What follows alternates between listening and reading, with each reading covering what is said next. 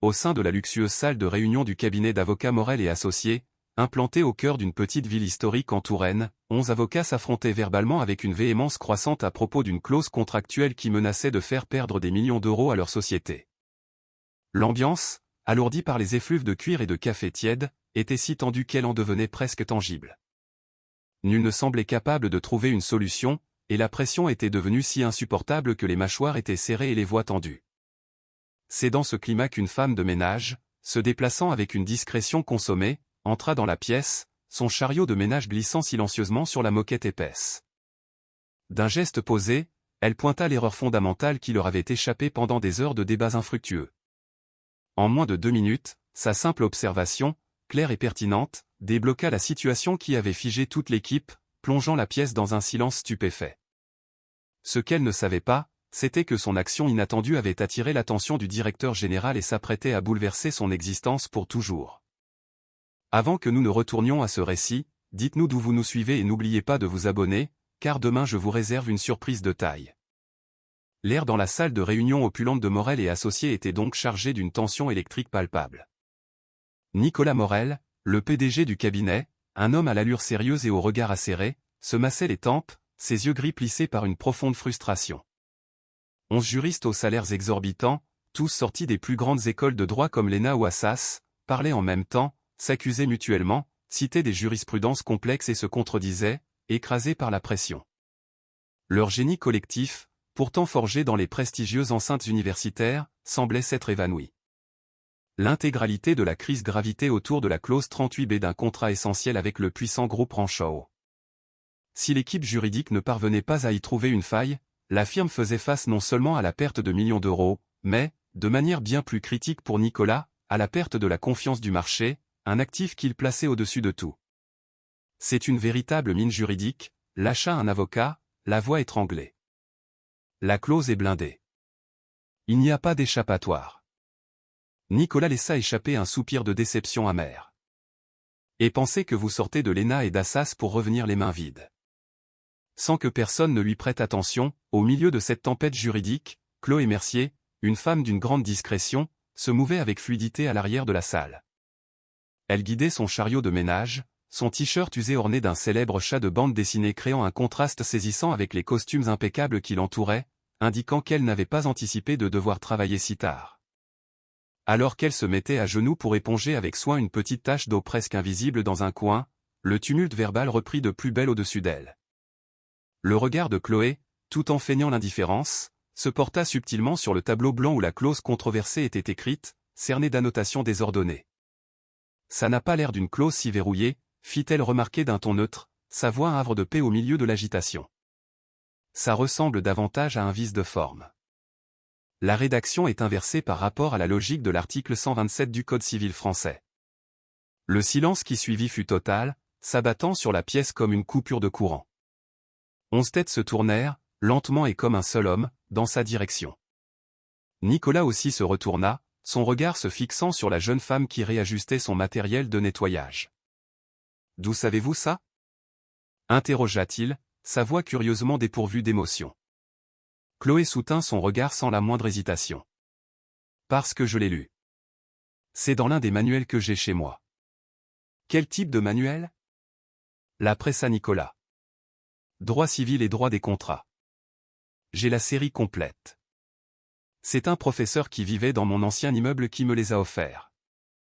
J'en lis un chapitre tous les soirs, une fois que mon fils est couché. » Un petit toussotement méprisant se fit entendre parmi les avocats. L'un d'eux, visiblement irrité, prit la parole. « Sans vouloir vous offenser, nous sommes dans un contexte professionnel ici. » Chloé esquissa un sourire. « Et ce que j'ai dit, est-ce que c'était incorrect ? Parce que si le problème n'est que l'uniforme, je peux mettre un tailleur demain. J'en ai acheté un par accident, je croyais que c'était un jogging. » Nicolas observait Chloé, fasciné, comme si elle était une énigme qu'il ne parvenait pas à résoudre. « Vous avez fait des études de droit » demanda-t-il. « 3 années. J'étais à 1 an de la fin, mais les aléas de la vie. Travailler est devenu plus pressant qu'étudier, mais je n'ai jamais arrêté de lire. Simplement, je n'ai pas obtenu le diplôme. » Nicolas se leva avec lenteur, ignorant son équipe d'avocats surpayés comme si seule Chloé existait dans la pièce. Il s'immobilisa à quelques pas d'elle. « Répétez ce que vous avez dit, mais en détail. » Chloé déposa sa serpillière avec calme et croisa les bras. La clause 38B est construite sur une structure qui s'appuie sur le paragraphe conditionnel de la section 14, mais cela entre en conflit avec l'article 127 du Code civil. Ça crée une ouverture pour la faire annuler sur la base d'une ambiguïté d'interprétation, particulièrement si vous vous fondez sur le précédent Garvin contre Dakota Energy de 2019. Un nouveau silence s'installa, encore plus pesant que le précédent. Cette fois, personne n'eut l'audace de tousser. Le regard de Nicolas resta ancré sur elle.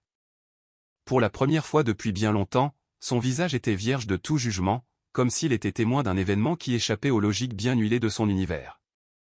Un des avocats tenta de protester. Ce n'est pas possible. L'analyse a été menée par des spécialistes. Elle doit confondre certains concepts. Chloé se contenta de hausser les épaules. Dans ce cas, relisez-le tranquillement ce soir. C'est à la page 197 du tome 2 de la collection du professeur Pierre Duval. C'est une excellente lecture pour la digestion. Nicolas croisa les bras, son visage affichant un mélange d'incrédulité et de curiosité grandissante. Il n'était pas agacé. Il était totalement captivé. « Votre nom ? » Chloé Mercier. « Mademoiselle Chloé Mercier, rejoignez-moi dans mon bureau. » Chloé cligna des yeux. « Mais le sol est encore humide. » « Les avocats n'auront qu'à faire attention, » répondit Nicolas en se tournant vers son équipe médusée. « À moins que ce ne soit trop leur demander. » La réunion prit fin dans un silence de plomb. Chloé, incertaine s'il s'agissait d'un blâme ou d'une promotion, poussa son chariot dans le couloir, un sourire malicieux aux lèvres. Le bureau de Nicolas était un sanctuaire de calme, comme si le mobilier lui-même avait compris que tout bruit superflu était proscrit. Chloé y pénétra, laissant son chariot à l'extérieur, non par ordre, mais par une compréhension intuitive de ce que Nicolas attendait d'elle à cet instant précis. Nicolas se tenait près de sa table de travail, une tablette à la main. L'écran montrait une clause interminable, hérissée de virgules complexes et de jargon administratif. Il resta silencieux un moment, l'invitant d'un geste à s'asseoir. Chloé contempla le fauteuil cossu comme s'il s'agissait d'un trône de cinéma, puis s'y installa avec précaution, rajustant son t-shirt Garfield qui semblait encore plus incongru qu'un félin dans une salle d'audience. Cette clause, commença enfin Nicolas, a servi de modèle pour un contrat de fusion entre deux sociétés d'énergie en Floride. Un de nos avocats la trouve potentiellement utile. Votre avis ? Chloé parcourut rapidement les premiers paragraphes, ses yeux naviguant avec une aisance déconcertante sur le texte juridique touffu. Une fois sa lecture achevée, elle se cala dans son siège et déclara posément. C'est efficace si l'objectif est de perdre le lecteur. Cette clause est bien tournée, remplie de termes techniques, mais elle noie l'essentiel derrière 5 subjonctifs et 2 tournures ambiguës. C'est un piège, et il n'est même pas bien dissimulé. Un sourcil de Nicolas se souleva. Développé. Eh bien, l'expression transfert de la responsabilité contractuelle précède la clause conditionnelle, ce qui viole frontalement l'article 21 du Code civil.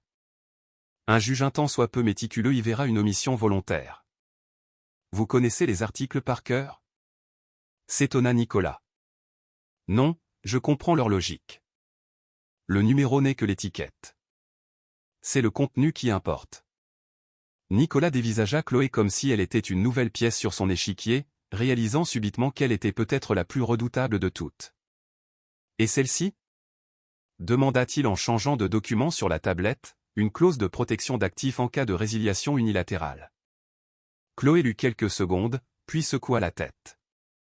Rejeté par les tribunaux au moins 3 fois. Il y a un cas récent, Rowan contre Palm Trading 2021. La partie qui avait inséré cette clause a perdu pour non-respect du principe de bonne foi contractuelle. Le juge a été très clair, on ne protège pas ses actifs en dissimulant les risques dans les clauses en petits caractères. Nicolas s'appuya contre son bureau, les bras croisés. Et si je vous disais que 3 de mes avocats les plus chevronnés ont validé cette formulation ? Je leur dirais de lire plus de manuels et moins de modèles de contrats tout faits. Le silence dans la pièce n'était troublé que par les échos étouffés de la ville. Nicolas, pour la première fois depuis des lustres, semblait avoir baissé la garde. Pas par faiblesse, mais par une forme inédite de surprise. L'admiration. Comment retenez-vous autant d'affaires? Demanda-t-il, plus curieux que réprobateur. Je lis tout à voix haute. Mon fils de 6 ans, Léo, s'est déjà prononcé jurisprudence, bien qu'il soit persuadé que c'est le nom d'un super-héros. Nicolas eut un rire bref, maîtrisé mais authentique. Vous êtes déconcertante. C'est un de mes talents, surtout les jours de grand nettoyage. Il se dirigea vers son bureau, prit un dossier bleu et le posa devant elle. Voici le contrat que nous devons défendre. Si Rancho réussit à faire annuler la clause 38B, ils auront une brèche pour invalider tout l'accord. Ce serait une catastrophe. Chloé ouvrit le dossier et parcourut les pages. Vous avez omis une clause de sauvegarde générique dans la section finale du contrat. Un avocat précautionneux l'aurait ajouté par réflexe. Mais parfois, les plus brillants esprits oublient les évidences. Nicolas se renfrogna. Vous insinuez que nos avocats sont négligents? Je dis que parfois, l'orgueil l'emporte sur la prudence. Et dans ce cas, le contrat se retrouve avec un excès d'ego et un déficit de protection. Il la regarda, non plus avec sa sévérité coutumière, mais comme s'il cherchait à percer le secret de son incroyable lucidité. Vous avez étudié le droit, sans finir. 3 ans et demi. J'ai arrêté car il fallait choisir entre le diplôme et le lait dans le frigo. Mon ex-compagnon m'a dit ne pas être prêt pour la paternité, mais le bébé est arrivé quand même. Et les livres ne pleurent pas la nuit, vous comprenez. Alors j'étudiais quand je le pouvais, et je travaillais quand il le fallait. Nicolas acquiesça, accueillant ces mots sans le moindre jugement. Vous savez que vous ne pouvez pas exercer comme avocate. C'est illégal. Je le sais. Je ne signerai rien, je ne me présenterai nulle part. Mais je peux réfléchir, observer, proposer des pistes.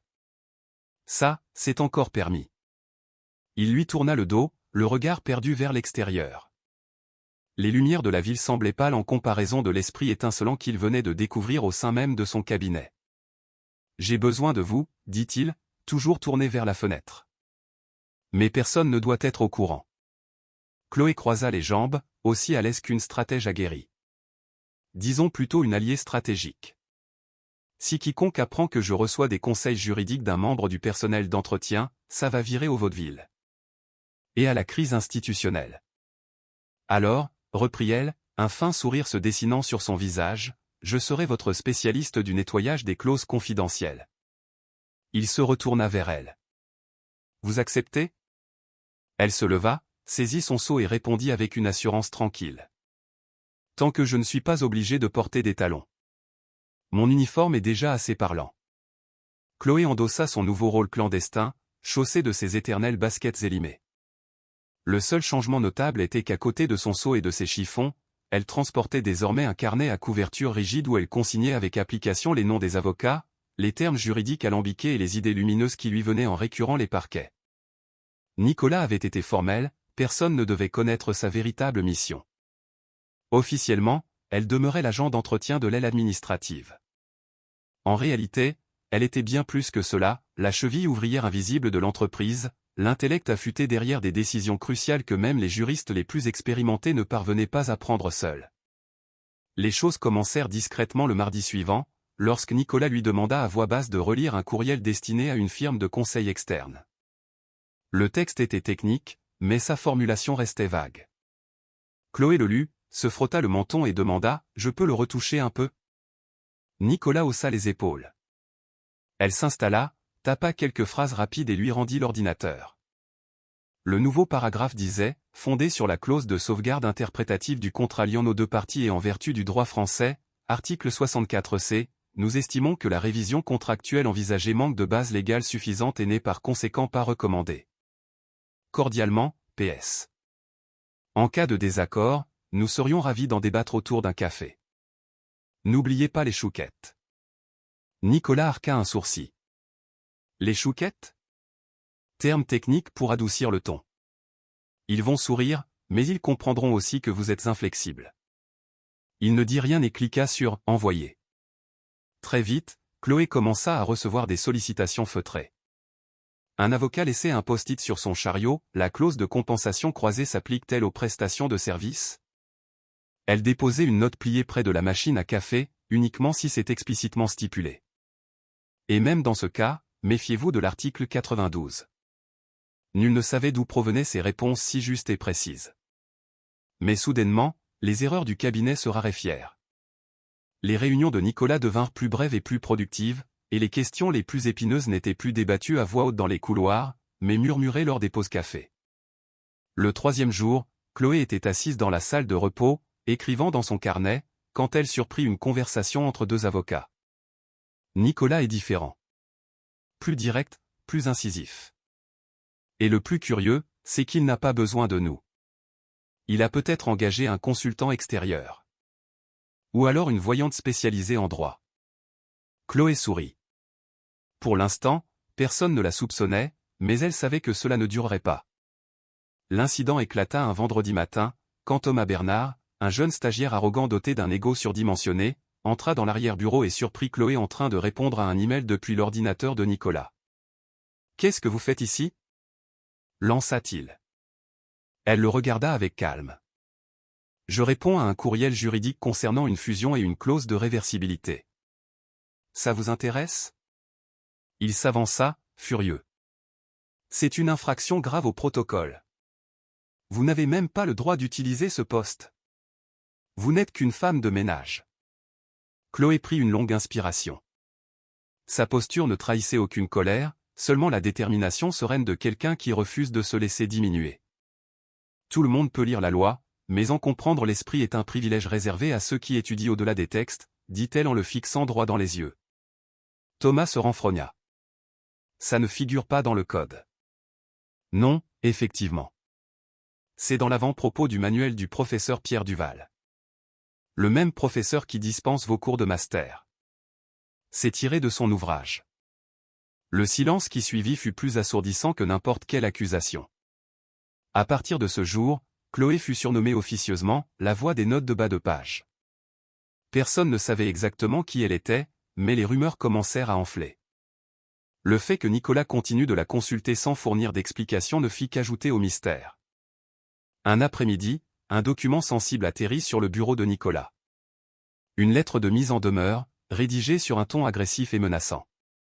Il entra dans son bureau et, sans convoquer personne, tendit la lettre à Chloé. Elle la lut, réfléchit 2 minutes, puis rédigea une réponse concise, directe et claire, teintée d'une juste dose d'ironie. Nous prenons note de votre inquiétude quant aux issues judiciaires potentielles de ce contrat. Toutefois, nous estimons qu'il n'y a lieu ni à des effets de manche juridique, ni à l'invocation de fantômes contractuels imaginaires. Notre équipe, qu'elle soit visible ou non, est préparée à toute manœuvre, avec respect et sans aucune appréhension. Nicolas la lut et, pour la première fois en public, un sourire se dessina sur ses lèvres. La même semaine, durant une pause, Chloé passa devant une salle de réunion où 2 stagiaires se demandaient s'il fallait activer une clause de responsabilité solidaire dans un contrat de partenariat. Tout dépend de la manière dont l'obligation a été créée, lança Chloé en poursuivant son chemin. Les 2 jeunes gens se regardèrent, interloqués. Que voulez-vous dire ? Elle se retourna en souriant. Si la solidarité a été stipulée par convention, alors oui. Mais si elle est simplement présumée par interprétation, vous risquez de dénaturer l'intention originelle des parties. C'est l'article 265. Bonne continuation, messieurs. Elle s'éloigna comme si elle venait de faire une remarque sur la météo. Observant la scène depuis son bureau, Nicolas fit un geste inhabituel. Il nota le nom de Chloé dans un carnet qu'il n'utilisait que très rarement, comme pour se souvenir que la véritable intelligence se présentait parfois sous les traits d'un t-shirt délavé et d'un vieux sac à dos. Il était près de 22 heures quand Chloé finit de classer les derniers dossiers sur le bureau de Nicolas. Le bureau était paisible, à peine éclairé par la lampe qui jetait un halo chaleureux sur les documents épars. Dehors, les lumières de la petite ville historique en Touraine scintillaient à travers les grandes baies vitrées, mais dans cette pièce, le monde s'était contracté pour n'inclure que 2 personnes. Au seuil d'une conversation qui allait s'engager, Nicolas se cala dans son fauteuil, observant Chloé plier avec soin une feuille sur laquelle elle avait pris des notes concernant l'affaire Ranchot. Il constata qu'elle pliait toujours les feuilles de la même façon, en 2, formant des rectangles parfaits, comme si chacune méritait une forme de respect. « Vous n'êtes pas contrainte de rester si tard, dit-il enfin, brisant le silence. Je sais, mais j'apprécie le calme du bureau quand il est vide. Il est plus aisé de réfléchir quand personne ne vous dévisage comme une attraction de cirque. Chloé rangea le dernier livre dans son sac et prit place sur la simple chaise en bois face à lui. Un contraste saisissant avec le fauteuil de cuir réservé aux réunions importantes, ce qui la rendait plus présente, plus authentique. « Puis-je vous poser une question ?» Nicolas se pencha en avant. « Je vous en prie, mais si cela concerne la jurisprudence, le tarif augmente après 21 heures. » Il sourit, mais son visage redevint rapidement sérieux. « Pourquoi le droit? Qu'est-ce qui vous a poussé à choisir cette voie ?»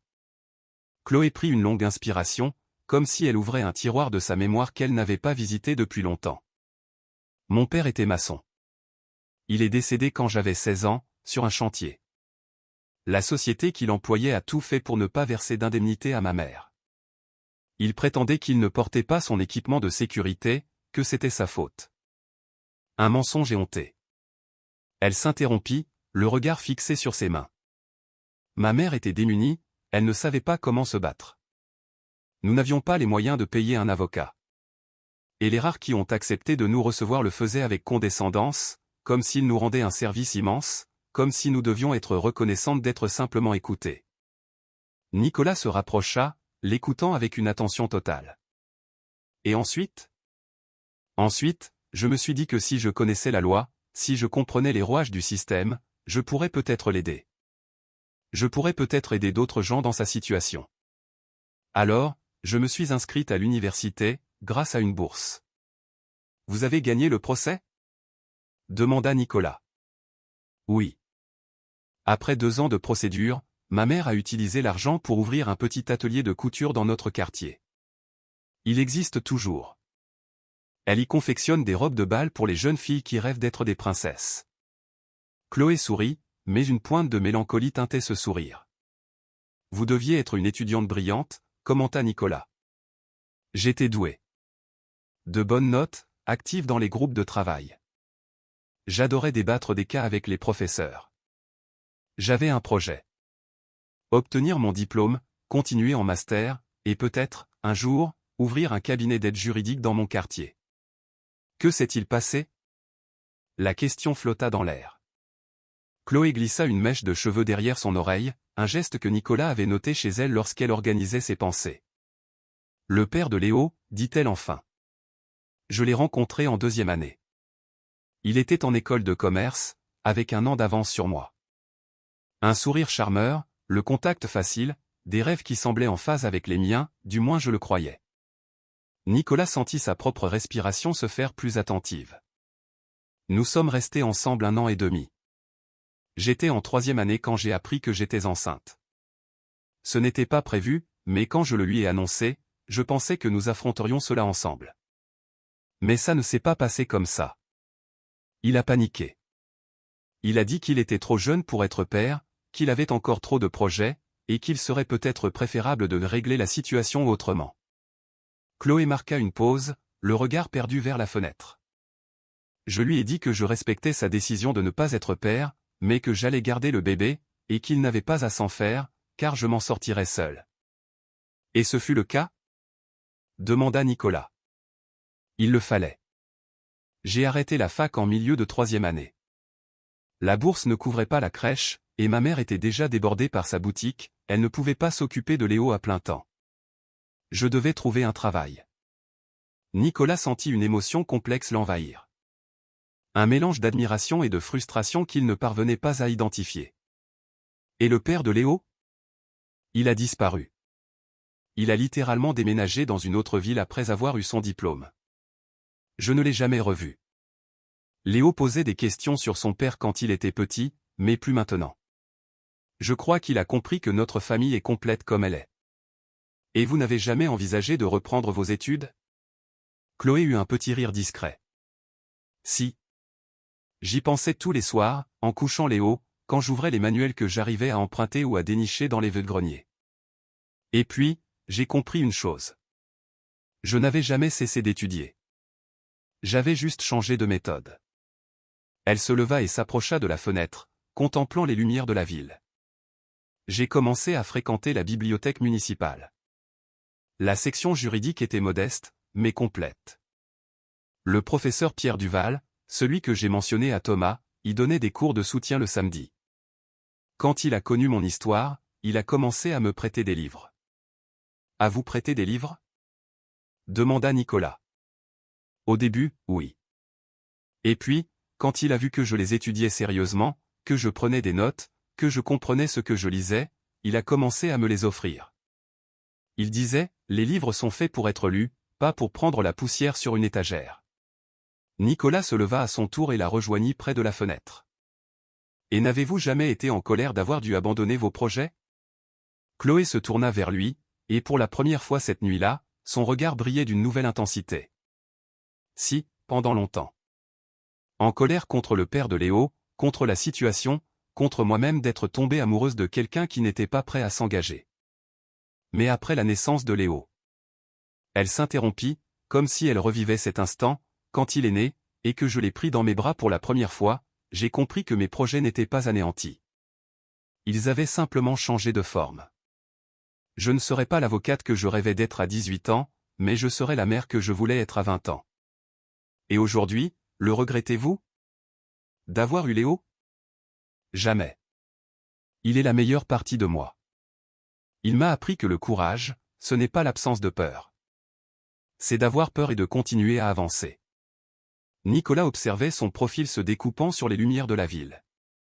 Il y avait en Chloé une force qu'il n'avait jamais rencontrée. Une force qui ne venait pas de la volonté de prouver quelque chose aux autres, mais de la certitude de savoir qui elle était. Et vous continuez d'étudier, chaque soir, une fois qu'il dort? J'ouvre mes livres. Je lis des cas, j'étudie la jurisprudence, je suis l'évolution de la loi. Pas par obligation. Par envie. Parce que ça a du sens pour moi.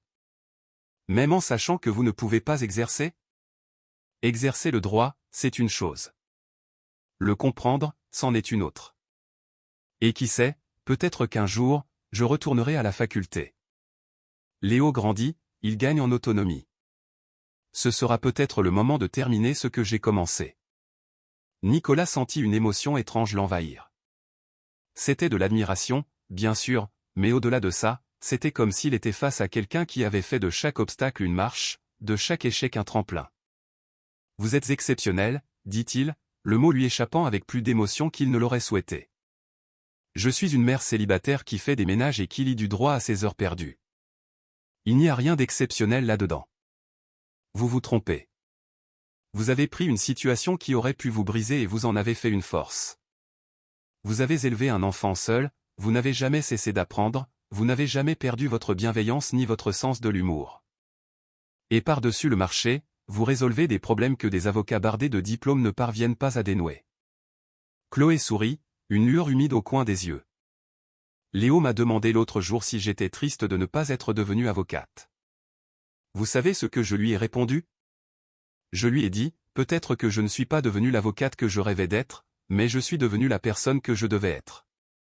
Et ça valait tout l'or du monde. Le silence qui suivit était empreint d'une signification profonde. Nicolas regarda Chloé arranger ses cheveux, prendre son sac, reprenant son attitude d'employé efficace.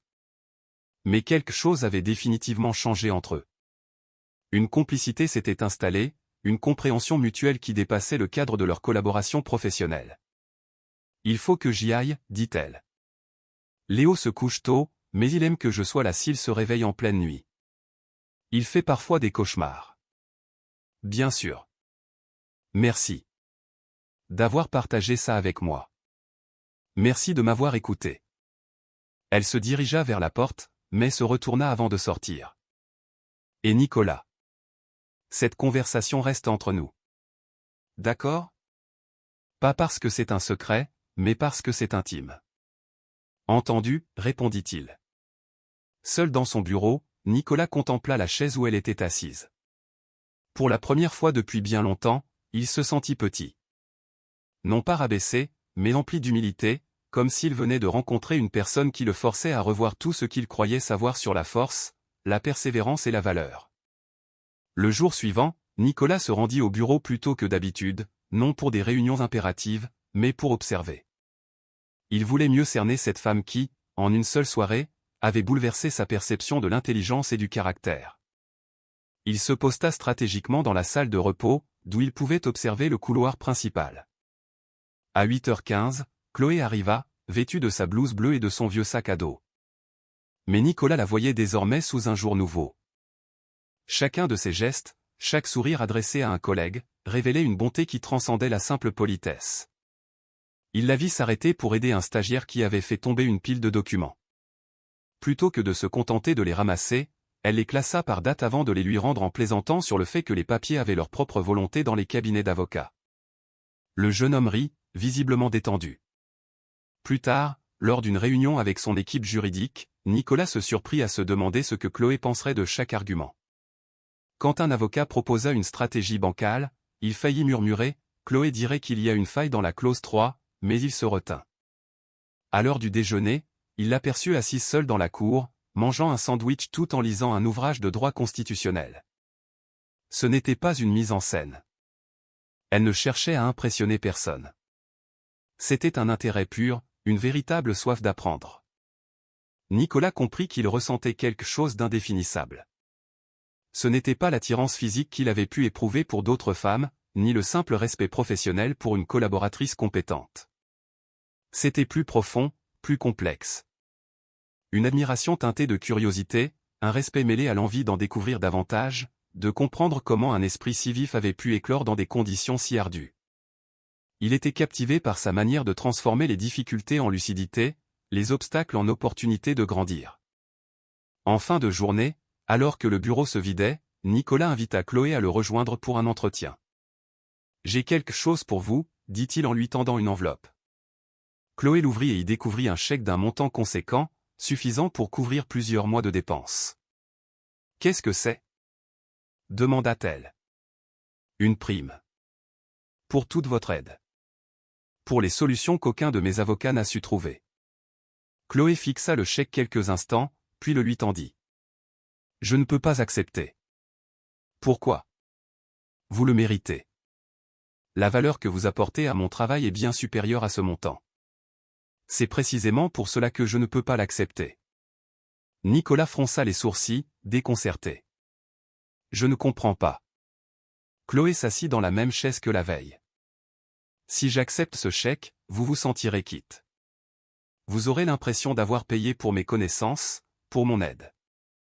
Et moi, je me sentirai comme quelqu'un qui a été rétribué pour son utilité. Mais c'est exactement ce que je fais. Rétribuer quelqu'un qui a été utile. Non, Nicolas. Je ne suis pas un service. Je suis une valeur. » Les mots flottèrent dans l'air, chargés de dignité et de détermination. « Vous ne saisissez pas, poursuivit-elle. Je ne vous aide pas par besoin d'argent. Je vous aide parce que j'aime ça, parce que ça a du sens pour moi. Parce que j'ai enfin l'occasion de mettre en pratique tout ce que j'ai appris. L'argent ferait de cela une simple transaction. Or, ce que nous avons, c'est un partenariat. » Nicolas rangea le chèque, se sentant à la fois repoussé et profondément admiratif. « Comment puis-je vous remercier, alors ? » ?»« En continuant à m'impliquer. En continuant à faire confiance à mon jugement. Et peut-être, juste peut-être, en me voyant comme une personne, et non plus seulement comme une femme de ménage qui s'y connaît en droit. » À cet instant, Nicolas prit conscience de ce qu'il ressentait. Il était en train de tomber amoureux. Non pas de l'apparence de Chloé, ni de son utilité professionnelle, mais de son être, de son intégrité, de son esprit, de sa faculté à faire de chaque situation une occasion de s'élever. Et cela l'effrayait plus que n'importe quel procès qu'il avait jamais eu à affronter. Le jeudi matin s'annonça comme un jour ordinaire chez Morel et Associés. Chloé arriva à 8 heures précises, salua l'accueil et se dirigea vers l'étage administratif avec son chariot de ménage. Ce qu'elle ignorait, c'est qu'à quelques pas de là, Hugo Lambert, stagiaire de 2e année et influenceur en devenir, filmait discrètement une vidéo pour ses réseaux sociaux. Hugo était intrigué par les rumeurs qui couraient au bureau, un mystérieux consultant invisible qui aidait Nicolas Morel sur des dossiers complexes. Lorsqu'il vit Chloé expliquer patiemment la différence entre une clause de résiliation et une clause d'annulation à 2 autres stagiaires, il sut qu'il tenait un sujet en or. « C'est simple, en fait, » disait Chloé, appuyée sur son balai. « Une clause de résiliation, c'est comme une rupture parce que vous n'êtes plus d'accord sur le choix des films. C'est fini, mais il n'y a pas de faute. Par contre, une clause de rescission, c'est quand l'un des deux a mangé en cachette tout le pop-corn. Là, il y a rupture de confiance. Les stagiaires rirent, et l'un d'eux demanda « Et si quelqu'un a menti en disant qu'il aimait les films d'horreur juste pour plaire à l'autre ?» Alors là, mon ami, c'est un dol. L'accord entier repose sur une information fausse. Ça peut annuler le contrat depuis le début. C'est comme découvrir que la personne qui te plaît n'aime ni les chiens, ni la pizza. Incompatibilité majeure. Contrat annulé. Hugo continuait de filmer, ébahi par la clarté avec laquelle Chloé expliquait des notions que ses professeurs mettaient des heures à rendre à moitié aussi limpides. Et comment on sait laquelle utiliser? Demanda un autre stagiaire. La question clé, y a-t-il eu mauvaise foi? Si oui, c'est une récision. Sinon, c'est une simple résiliation. C'est la différence entre rompre par SMS ou en face à face. Le résultat est le même, c'est fini. Mais l'une des manières est un peu plus élégante que l'autre. Chloé prit son chiffon, prête à reprendre le travail, mais un stagiaire avait encore une question. Et si les deux veulent rompre le contrat, mais pour des raisons différentes? Alors là, c'est un divorce par consentement mutuel avec dispute pour la garde du chien. Une résiliation bilatérale avec une clause de répartition spécifique. Chacun repart avec ses affaires, mais il faut négocier pour savoir qui garde l'abonnement Netflix. Les trois éclatèrent de rire, et Hugo conclut sa vidéo par un gros plan sur le visage de Chloé qui saluait la caméra d'un geste décontracté. Mes amis, vous venez d'assister au meilleur cours de droit des contrats de l'histoire, dispensé par l'experte la plus inattendue dans le cabinet le plus chic d'une petite ville historique en Touraine. Voilà ce que j'appelle l'accès au savoir, commenta Hugo sur son téléphone. Il posta la vidéo sur sa chaîne à 14h avec la légende, POV, l'agent d'entretien de ton bureau explique le droit des contrats mieux que ton prof d'Assas. La sagesse juridique sans les diplômes. Une légende du droit. La suite dépassa toutes les attentes d'Hugo. En 2 heures, la vidéo comptabilisait 50 000 vues. 4 heures plus tard, elle en était à 200 000. À la fin de la journée, elle avait franchi le cap du demi-million, avec une avalanche de commentaires enthousiastes d'étudiants en droit, d'avocats et de professeurs. Cette femme a expliqué en 2 minutes ce que mon prof n'a pas réussi à faire en un semestre. Quelqu'un sait où elle donne des cours? Je quitte la fac pour m'inscrire avec elle. Enfin quelqu'un qui rend le droit accessible. Attendez, c'est un agent d'entretien? Comment peut-elle être meilleure qu'un docteur en droit d'Assas? La vidéo fut partagée dans les groupes privés des facultés de droit de tout le pays. Elle devint virale sur un réseau social populaire sous le hashtag La juriste en bleu, et d'autres plateformes s'embrasèrent d'articles reprenant les explications de Chloé. Un site d'actualité juridique partagea le clip avec le titre « Une membre du personnel d'entretien enseigne le droit des contrats et devient une star des réseaux sociaux ». Un autre média y consacra un article entier, « L'éducatrice accidentelle qui révolutionne la manière de parler du droit ». Mais la véritable déflagration eut lieu quand une page très suivie publia un montage photo de Chloé avec son balai à côté de 11 avocats en robe solennelle, légendé, l'agent d'entretien qui a ridiculisé 11 docteurs en droit. Le mème se propagea à une vitesse fulgurante, décliné en des dizaines de versions. Le lendemain matin, Chloé arriva au travail, ignorant tout de l'agitation. Elle fut accueillie par des regards curieux, des messes basses et des sourires complices. Elle ne comprit que quelque chose clochait que lorsque la réceptionniste, peinant à contenir son excitation, lui tendit son téléphone. « Chloé, vous êtes une star. Plus de 2 millions de vues. » Chloé visionna la vidéo avec un air amusé, en secouant la tête. « Ce Hugo, je me suis toujours dit qu'il filmait un peu trop. Vous n'êtes pas fâché? » demanda la réceptionniste. « Pourquoi le serais-je? Ai-je dit quelque chose de faux? Non, mais il ne vous a pas demandé la permission. C'est vrai. Mais je n'ai rien révélé de confidentiel non plus. Et à en juger par les commentaires, les gens apprennent des choses. C'est plutôt positif. » Quand Nicolas arriva 1 heure plus tard, 3 appels de journalistes l'attendaient déjà, ainsi que 2 courriels de producteurs de télévision souhaitant interviewer la femme de ménage virale, et un message des ressources humaines demandant la marche à suivre. Nicolas convoqua immédiatement Hugo. « Vous n'aviez aucun droit de filmer une employée sans son consentement.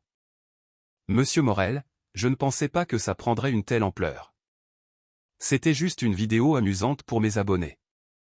Supprimez cette vidéo sur le champ. Mais monsieur, elle a déjà été partagée des milliers de fois. Même si je la supprime, ça ne changera pas grand-chose. Et puis, techniquement, je l'ai filmée dans un lieu public du bureau, et elle ne s'est pas opposée à être filmée. Nicolas prit une longue inspiration, tentant de maîtriser son agacement. Il n'était pas fâché du succès de Chloé, mais inquiet des conséquences possibles. Le cabinet pourrait être questionné sur ses méthodes de recrutement, sur les raisons pour lesquelles un membre du personnel d'entretien détenait de telles connaissances juridiques, et sur la compétence générale de son équipe. Il fit venir Chloé dans son bureau pour un entretien privé. « Chloé, nous devons parler de cette situation. » La vidéo. Je l'ai vue. C'est plutôt marrant. Vous mesurez les implications? La presse va vouloir vous interroger. Creusez votre histoire. Vous demandez pourquoi vous n'exercez pas le droit. Et je répondrai la vérité. Que j'ai étudié le droit, que je n'ai pas pu finir pour des raisons personnelles, mais que j'ai continué à étudier par passion. Où est le problème? Le problème, c'est que cela pourrait créer une situation délicate pour le cabinet. On va remettre en question notre compétence, se demander pourquoi nous nous reposons sur un membre du personnel d'entretien pour régler des dossiers complexes. Chloé croisa les bras, adoptant un ton plus grave. Nicolas, est-ce que j'ai votre honte? La question le désarçonna. Ce n'est pas ça. Alors qu'est-ce que c'est? Ai-je divulgué des informations confidentielles? Enfreint un protocole? Manqué de respect à un client? Non. Mais. Alors laissez-moi vous poser une question. Préférez-vous avoir une équipe qui fait semblant de tout savoir, ou quelqu'un qui maîtrise réellement son sujet, peu importe l'intitulé de son poste? Nicolas resta silencieux quelques secondes. Vous avez raison. Je suis désolé. C'est juste que ce type d'attention pourrait compliquer notre partenariat. Notre partenariat a toujours été compliqué, Nicolas. Dès le premier jour. Et pourtant, ça a fonctionné. Elle se leva et se dirigea vers la fenêtre. Vous savez ce que je pense de cette vidéo? Si les gens se moquent de moi, j'espère qu'ils auront au moins appris quelque chose. Combien d'étudiants en droit, à votre avis, ont enfin compris des notions qui leur échappaient, simplement parce que j'ai utilisé des analogies avec les relations amoureuses et Netflix? Sûrement beaucoup. Alors la vidéo a eu une utilité. Et si elle cause des problèmes au cabinet, nous les affronterons. Mais je ne vais pas me cacher sous prétexte que les gens ont découvert que l'intelligence ne dépend pas d'un diplôme. Nicolas la contempla, une fois de plus, admiratif de sa capacité à transformer une situation potentiellement explosive en une occasion de réflexion profonde. Vous n'avez pas peur du jugement des autres, constata-t-il. Nicolas, je suis une mère célibataire, une femme de ménage qui étudie le droit sur ses temps de pause. Si j'avais peur du jugement, je ne sortirais même pas de chez moi. Ce qui compte pour moi, c'est, est-ce que je fais quelque chose d'utile? Est-ce que j'aide quelqu'un? Est-ce que je suis fidèle à moi-même? Et l'êtes-vous? Je le suis. Alors, qu'ils viennent, les mêmes, les interviews, les questions. Je répondrai à tout, avec le même naturel que j'utilise pour expliquer les clauses d'un contrat. Cet après-midi-là, lorsque 3 autres médias contactèrent le cabinet pour interviewer la femme de ménage devenue un phénomène, Nicolas n'essaya pas de leur barrer la route. Il se contenta de demander à Chloé si elle avait besoin de quoi que ce soit. « Promettez-moi une seule chose, dit-elle. » Laquelle? Si un journaliste vous interroge sur mon patron, dites-lui que c'est la personne la plus intelligente que je connaisse. Parce que c'est la vérité. Et parce que l'intelligence reconnaît l'intelligence. C'était une certitude. Nicolas était éperdument amoureux. L'affaire Ranchaud contre Morel et associés était fixée au lundi à 9 h du matin, au tribunal de grande instance de Tours. C'était le genre de procès qui allait sceller non seulement l'avenir financier du cabinet, mais aussi sa réputation. 60 millions d'euros étaient en jeu, ainsi que la crédibilité que Nicolas avait mis 15 ans à construire. Le vendredi précédent, la tension au bureau était à son comble. Les avocats peaufinaient leurs arguments, vérifiaient la jurisprudence et s'échangeaient des regards anxieux dans les couloirs. Tous savaient que la stratégie de la défense reposait sur une interprétation fine de la clause 38B, celle-là même que Chloé avait identifiée comme problématique des semaines plus tôt. Nicolas était dans son bureau, cerné par des montagnes de dossiers et 3 de ses avocats seniors qui paraissaient plus inquiets que confiants. L'argumentation est solide, affirma maître Stéphane Girard, le plus expérimenté de l'équipe. Mais l'accusation va attaquer notre lecture de la clause de sauvegarde, ajouta maître Isabelle Petit, sa seconde. Et s'il invoque le précédent Morrison contre Atlantic? S'inquiéta maître Isabelle Petit. Notre défense sera fragilisée. Nicolas se massa les tempes. Il avait épluché le dossier pendant des semaines, mais quelque chose le chiffonnait encore. Une pièce du puzzle manquait. C'est à ce moment que Chloé frappa à la porte.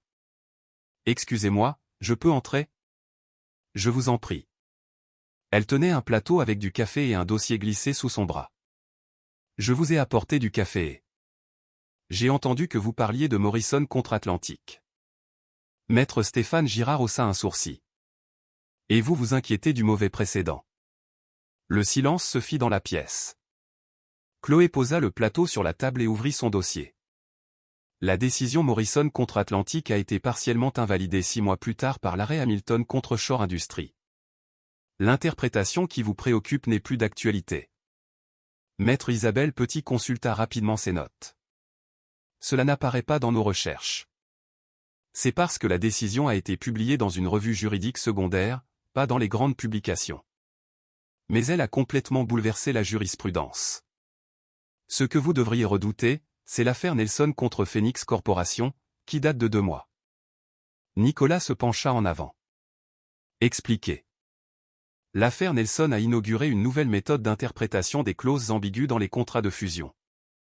Si l'accusation se fonde sur cette affaire, alors oui, vous êtes en difficulté. Mais vous avez aussi une parade. Elle approcha une chaise et s'installa parmi eux, déployant des documents sur la table. Dans l'affaire Nelson, le juge a opté pour une lecture purement littérale de la loi, en ignorant le contexte historique. Mais il existe un cas plus ancien, Fitzgerald contre Morgan Steel, de 1987, qui s'applique parfaitement à notre situation. Pendant les 2 heures qui suivirent, Chloé remodela entièrement la stratégie de défense. Elle ne se contenta pas de pointer les failles, elle bâtit une nouvelle argumentation solide, s'appuyant sur des précédents que les autres avocats ignoraient totalement. « C'est vous qui devriez plaider lundi », déclara maître Stéphane Girard, visiblement impressionné. « Je ne peux pas, et je ne le ferai pas. »« Pourquoi ? » ?»« Parce que ma place n'est pas là-bas. Ma place est ici, à vous aider à vous préparer. Nicolas va être brillant à l'audience, et vous comprendrez tous pourquoi il est l'un des meilleurs avocats de la région. » Le dimanche soir, Nicolas appela Chloé. « Je suis tendu. »« Tendu ou angoissé ?» demanda-t-elle. « Quelle est la différence ? Tendu, c'est quand on sait qu'on est prêt, mais que le cœur s'emballe quand même. Angoissé, c'est quand on doute d'être à la hauteur. Alors je suis tendu. C'est bon signe. Ça veut dire que l'enjeu vous importe. Maintenant, quel est l'axe principal de notre plaidoirie ? » Pendant 40 minutes, Chloé le fit répéter les points essentiels, le mit à l'épreuve sur d'éventuelles questions et lui rappela les jurisprudences clés. Quand ils raccrochèrent, Nicolas se sentait, pour la première fois depuis des semaines, plein d'assurance. Le lundi matin, la salle d'audience était bondée. Journalistes, étudiants en droit et simples curieux, attirés par le buzz autour de la femme de ménage virale, occupaient chaque siège. Chloé était assise discrètement au fond, vêtue d'un chemisier sobre et d'un jean. Nicolas commença avec brio. Son exposé liminaire était clair, convaincant et parfaitement structuré. Il cita les précédents que Chloé avait suggérés et déroula un raisonnement implacable. Pendant 40 minutes, il tint la salle en haleine. Mais l'accusation porta alors un coup inattendu.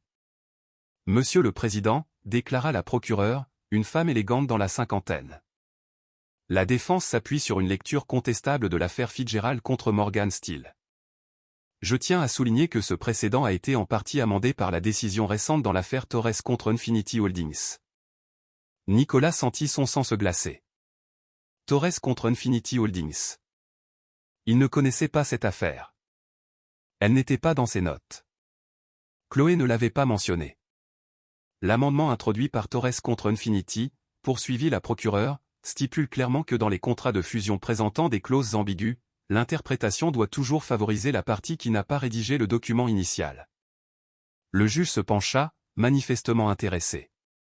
Nicolas savait qu'il devait répliquer, mais il ignorait comment contrer un précédent dont il n'avait jamais entendu parler. Son équipe semblait tout aussi désemparée. « Maître Morel, dit le juge, souhaitez-vous répondre aux précédents soulevés par l'accusation? Nicolas se leva, mais son esprit était un grand vide. Il fouilla dans ses papiers, cherchant un indice, en vain. C'est alors qu'il entendit une voix discrète derrière lui. Article 127, paragraphe 3. Amendement partiel, pas total. C'était Chloé. Elle s'était levée et, parlant juste assez fort pour qu'il l'entende, elle lui fournit l'arme dont il avait besoin. Nicolas prit une grande inspiration et se tourna vers le juge. Monsieur le Président, sauf le respect que je dois à l'accusation, il est crucial de préciser que l'affaire Torres contre Infinity Holdings n'a introduit qu'un amendement partiel au précédent Fitzgerald contre Morgan Stanley, et non une abrogation complète. Il se mit à marcher dans la salle, retrouvant son assurance. L'article 127, paragraphe 3, précise que les modifications partielles de jurisprudence ne s'appliquent qu'aux aspects spécifiques contestés dans la nouvelle décision.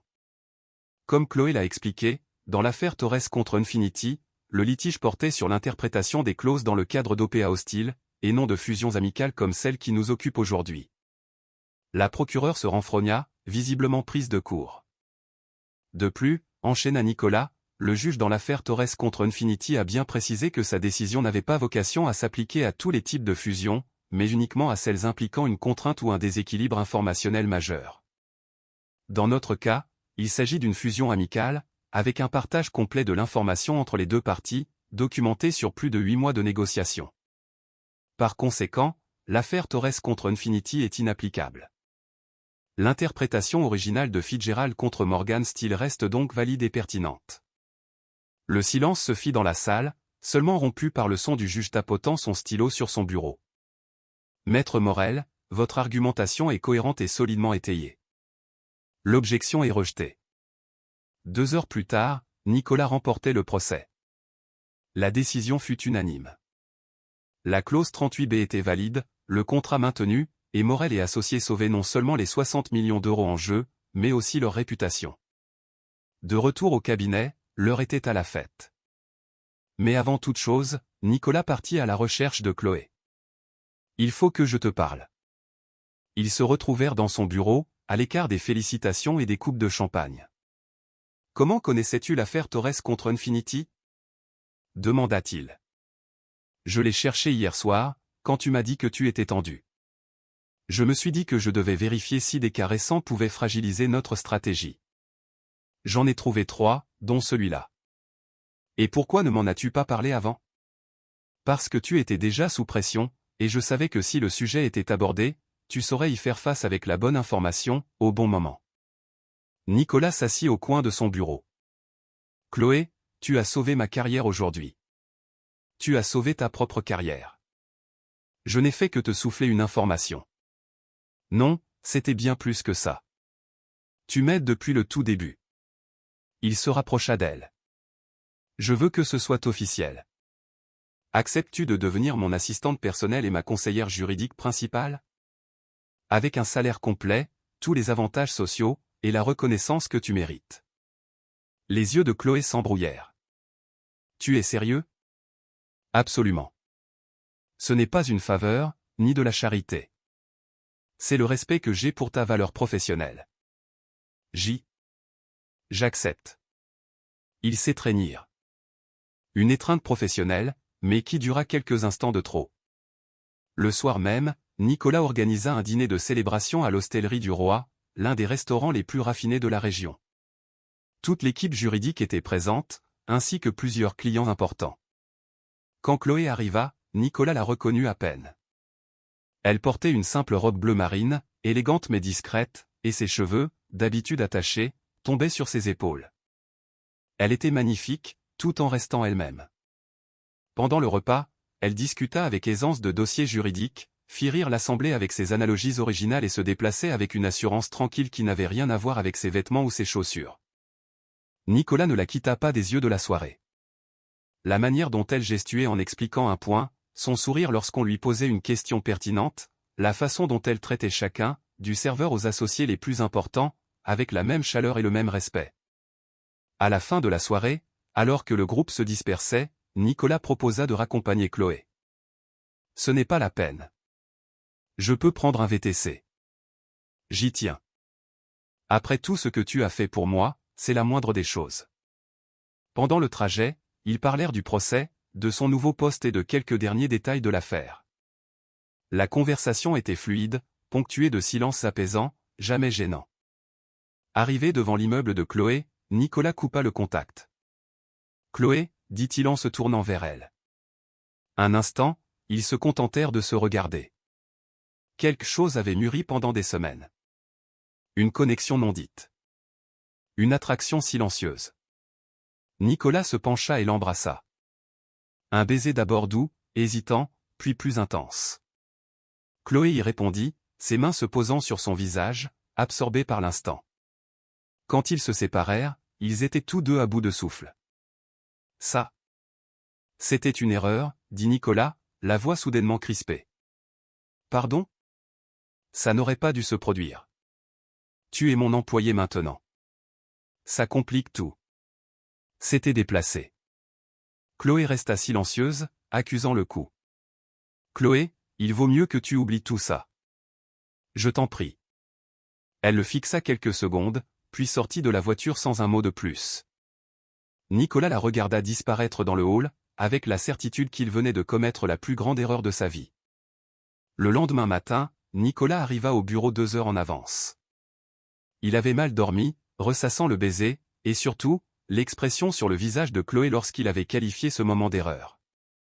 Sa déception muette, 1000 fois plus blessante que la colère, l'avait tourmenté toute la nuit. À 9 heures, quand Chloé arriva, elle découvrit un bouquet de roses blanches sur son nouveau bureau. Un vrai bureau avec des tiroirs, à l'étage administratif. C'était une composition élégante et onéreuse, d'une valeur supérieure à son salaire hebdomadaire précédent. La carte jointe disait simplement « Je vous présente mes excuses pour mon comportement déplacé d'hier. NM ». Chloé contempla les fleurs quelques instants, puis se rendit d'un pas calme au bureau de Nicolas. Il était au téléphone, mais il raccrocha en la voyant entrer, le bouquet à la main. « Chloé, je... » « Elles sont très belles, » dit-elle en déposant les fleurs sur son bureau. « Mais je suis allergique. Allergique aux roses, et allergique aux excuses parfumées qui coûtent cher. » Elle laissa une petite note pliée à côté du vase et sortit avant qu'il ne puisse répliquer. La note disait « La prochaine fois que tu voudras t'excuser, essaie de parler. » Les fleurs fanent en une semaine. Les mots sincères sont éternels. Les jours suivants, Nicolas essaya des approches plus discrètes. Il déposa sur son bureau un café provenant de son bistrot de quartier préféré, un petit établissement local près de chez elle, bien différent du café sophistiqué du bureau. Chloé le remercia poliment et le but, mais elle lui fit comprendre que la courtoisie professionnelle n'effaçait pas une blessure personnelle. Quand il proposa de l'aider à aménager la bibliothèque juridique qu'elle avait demandée pour son nouveau bureau, Chloé répondit « Merci, mais je m'en occuperai. J'en ai l'habitude. » Sa voix n'était pas hostile, mais elle établissait fermement une distance qui n'existait pas avant ce baiser en suspens. Mercredi, Nicolas changea de tactique.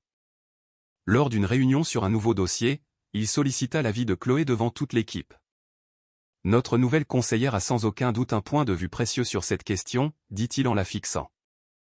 Chloé répondit avec un professionnalisme irréprochable, proposa des pistes pertinentes et aida à débloquer une situation qui stagnait depuis 2 heures. Mais une fois la réunion terminée et les autres avocats partis en louant sa contribution, elle se tourna vers Nicolas. « N'utilise pas mon travail pour tenter de réparer ce qui s'est brisé en dehors. Ce n'est pas mon intention. Si. Et ce n'est pas nécessaire. Mon travail parle de lui-même, il l'a toujours fait. Je n'ai pas besoin que tu me valides professionnellement pour compenser ce qui s'est passé sur le plan personnel. » Jeudi, Nicolas laissa un livre sur son bureau, nouveau précédent en droit des contrats, un ouvrage paru la semaine précédente. C'était exactement le type de lecture qu'il savait qu'elle apprécierait.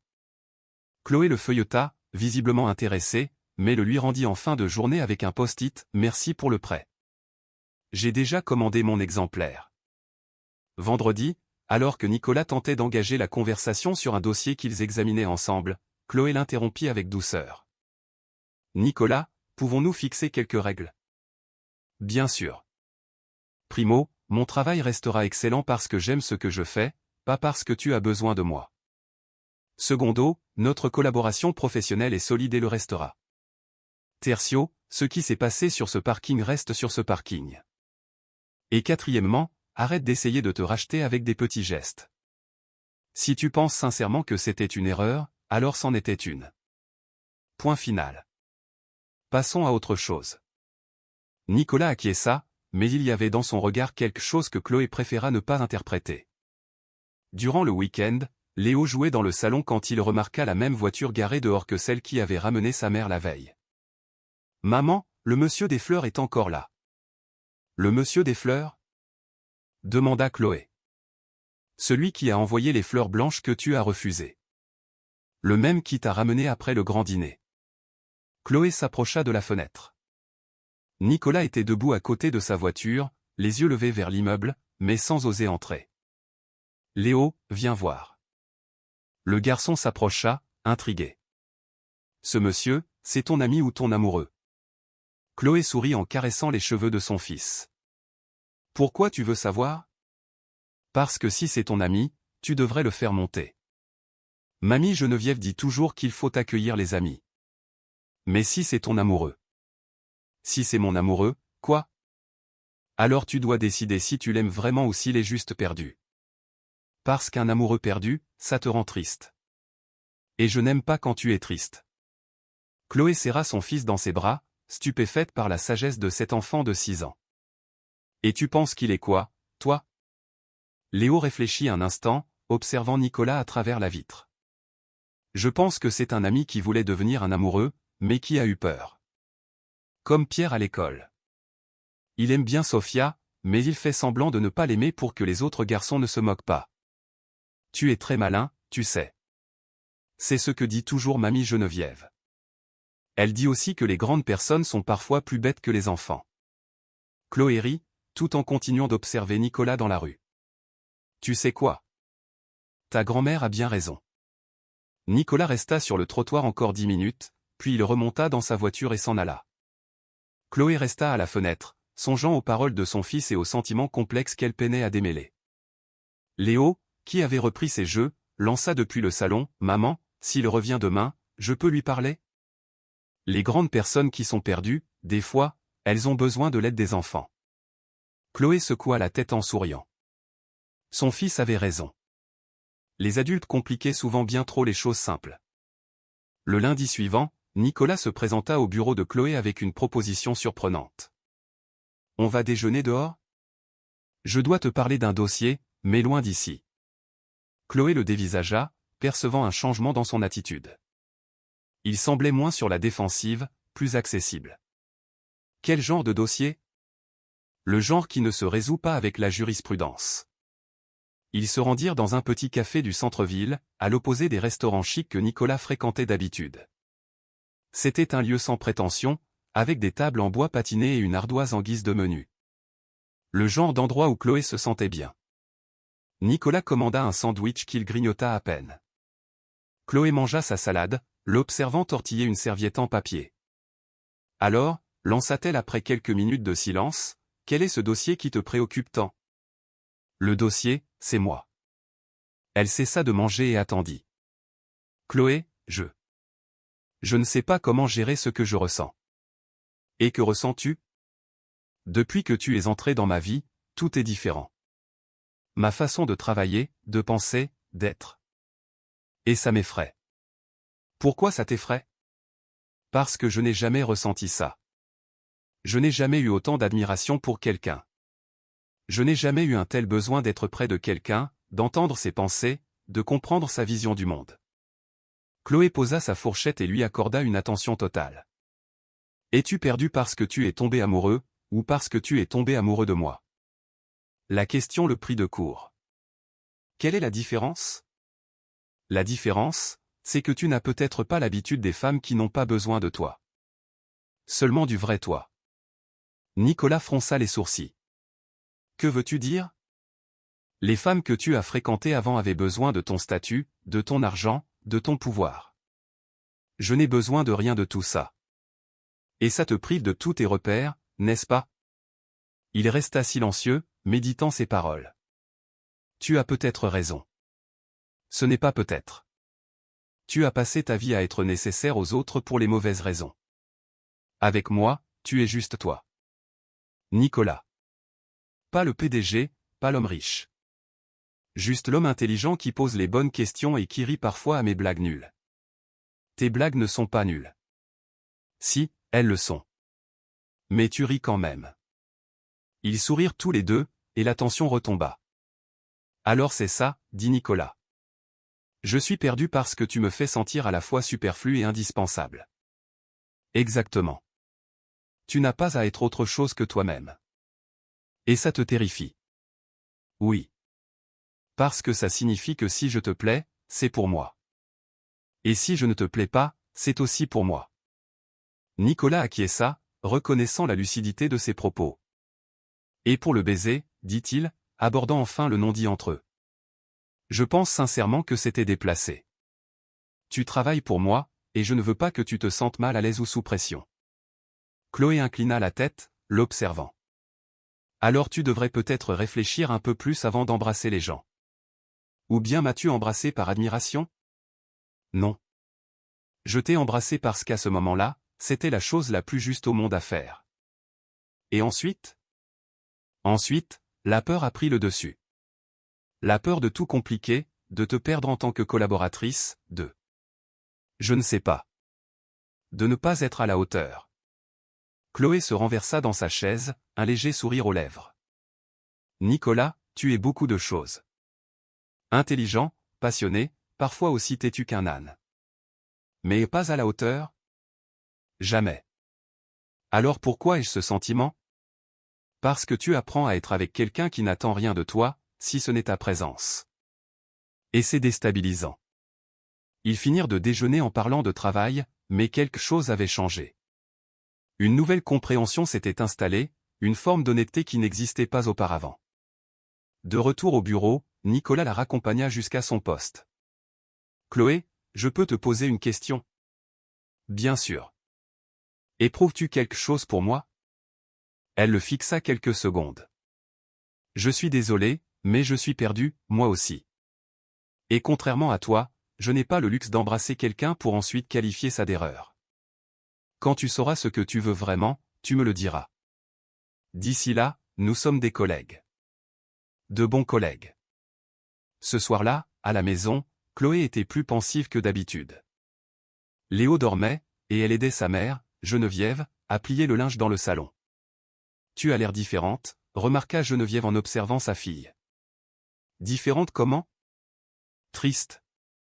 Pas cette tristesse qui fait pleurer. Celle qui vient quand on pense trop. Chloé sourit. Sa mère avait un don pour lire en elle avec une précision d'horloger. Tout va bien, maman. Je traverse juste une période de changement. Quel changement? Professionnel? Personnel? Un peu de tout. Geneviève laissa le linge et s'assit près de sa fille. Raconte. Le travail, c'est formidable. Mieux que je ne l'aurais imaginé.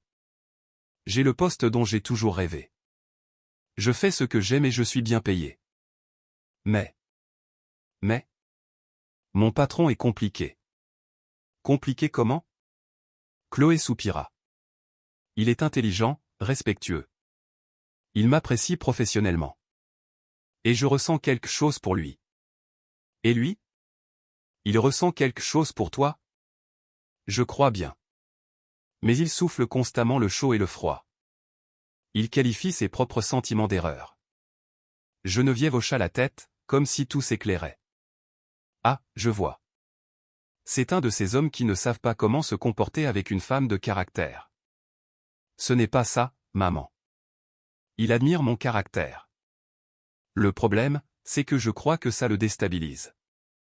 Et toi, comment te sens-tu? Perdu. Parce que je tiens à lui, mais je ne sais pas s'il est vraiment attiré par moi ou s'il m'admire simplement. Et je ne suis pas sûr de vouloir m'engager avec quelqu'un qui ne comprend même pas ses propres émotions. Geneviève prit sa fille dans ses bras. Ma chérie, les hommes mettent parfois plus de temps à comprendre leur cœur. Non pas parce qu'ils sont stupides, mais parce qu'on leur a appris que les sentiments sont une faiblesse. Que dois-je faire, alors? Continue d'être toi-même. S'il est intelligent, il comprendra qu'il a trouvé une perle rare. Sinon, tant pis pour lui. Tu as déjà prouvé que tu n'as besoin de personne pour être heureuse. Chloé sourit, se sentant un peu plus sereine. Merci, maman. De rien. Et Chloé, même si tu es dans le doute, tu es radieuse. C'est un signe. Cette nuit-là, Chloé s'endormit en songeant aux paroles de sa mère et à sa conversation avec Nicolas. Geneviève avait peut-être raison. Parfois, il suffisait d'être soi-même et de laisser les choses suivre leur cours. Dans les jours qui suivirent leur déjeuner, Nicolas fit exactement ce que Chloé avait anticipé. Il se replia. Il redevint le PDG distant et maître de lui, s'adressant à elle avec le professionnalisme glacial qu'il avait perfectionné au fil des ans. En réunion, il l'appelait « Mademoiselle Mercier ». Dans les couloirs, il lui adressait un signe de tête poli mais ne s'arrêtait plus pour discuter. C'était comme si la franchise de leur déjeuner l'avait si terrifié qu'il s'était réfugié derrière l'armure qu'il portait depuis 15 ans. Chloé perçut immédiatement ce changement et y répondit de la seule manière qu'elle connaissait, avec dignité. S'il voulait de la distance, elle la lui accorderait. S'il préférait la formalité, elle serait irréprochable. Mais elle commença aussi à se retirer du soutien informel qu'elle lui offrait. Quand Nicolas laissait des dossiers sur son bureau avec des post-it sollicitant son avis, elle répondait par courriel, des analyses techniquement parfaites, détaillées, mais dénuées des touches d'humour qu'elle y mettait auparavant. Quand il tentait d'engager la conversation sur un dossier, elle répondait de manière claire et professionnelle, avant de se replonger aussitôt dans son travail. Cette nouvelle dynamique ne passa pas inaperçue au cabinet. Maître Isabelle Petit confia à Maître Stéphane Girard que l'atmosphère entre le patron et sa nouvelle conseillère était devenue étrangement guindée. Hugo, toujours fier d'avoir décelé le talent de Chloé, remarqua qu'elle ne faisait plus de blagues pendant ses explications juridiques. Jeudi, Nicolas était en train d'examiner un contrat quand il se rendit compte qu'il avait besoin de l'avis de Chloé sur une clause précise. Au lieu de se rendre à son bureau comme il l'aurait fait avant, il lui envoya un courriel formel pour lui demander un retour écrit. Sa réponse arriva 15 minutes plus tard, 3 paragraphes techniquement impeccables, totalement impersonnels. C'était exactement ce qu'il avait demandé, mais il y manquait cette étincelle qu'il avait appris à tant apprécier dans son travail.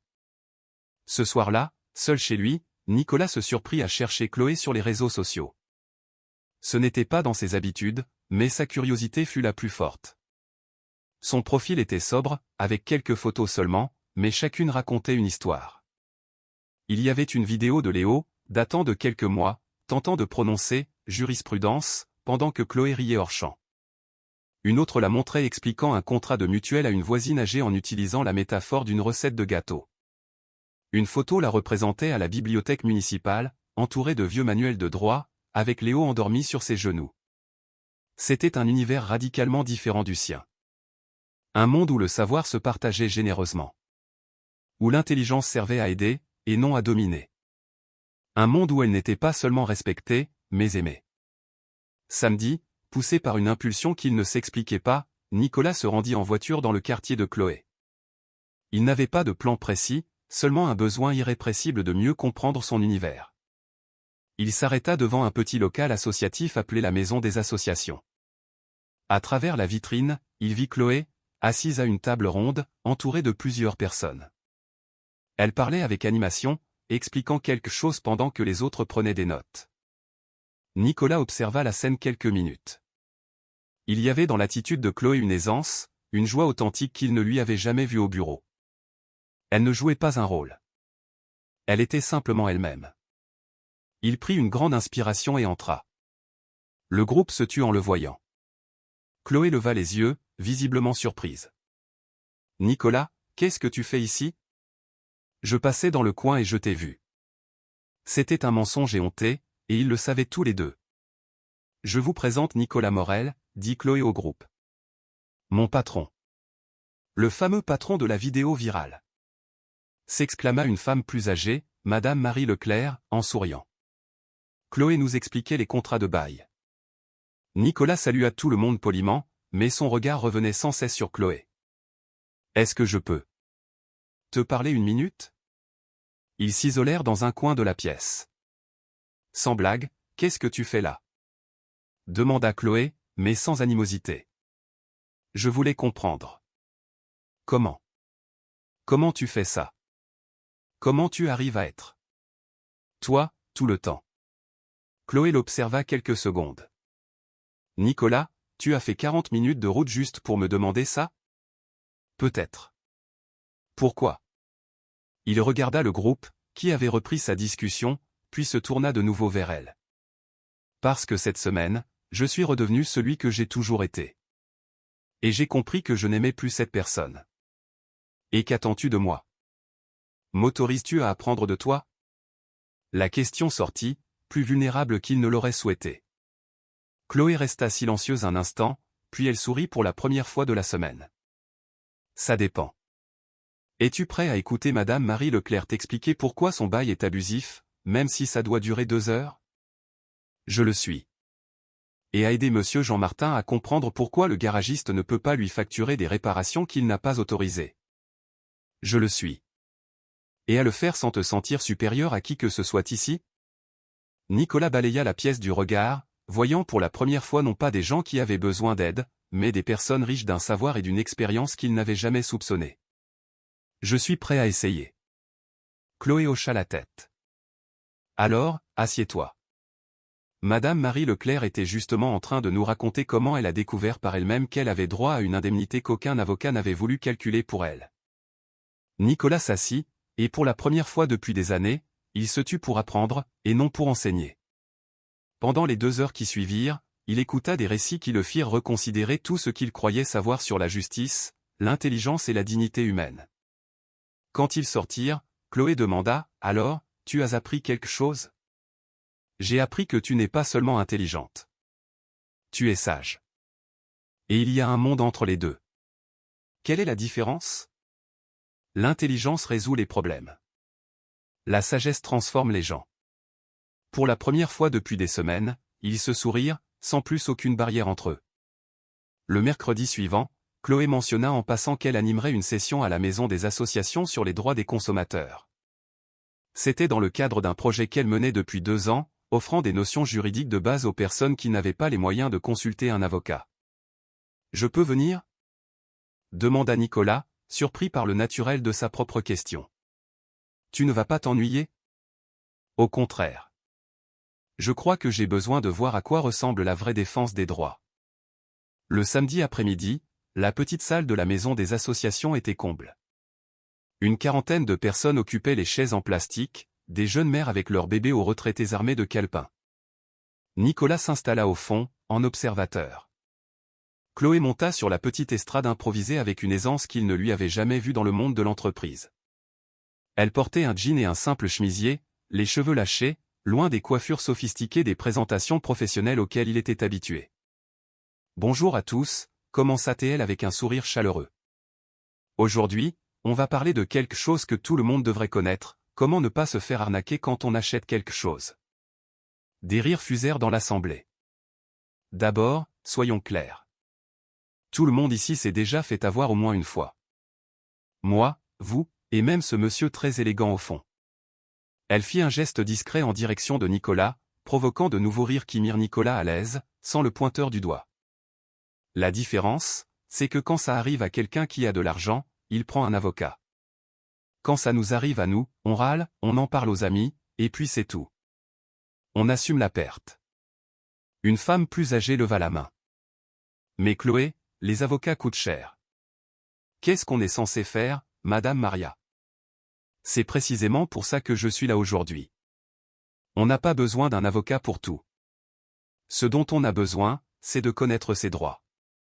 Pendant l'heure qui suivit, Chloé expliqua des concepts complexes avec des exemples du quotidien.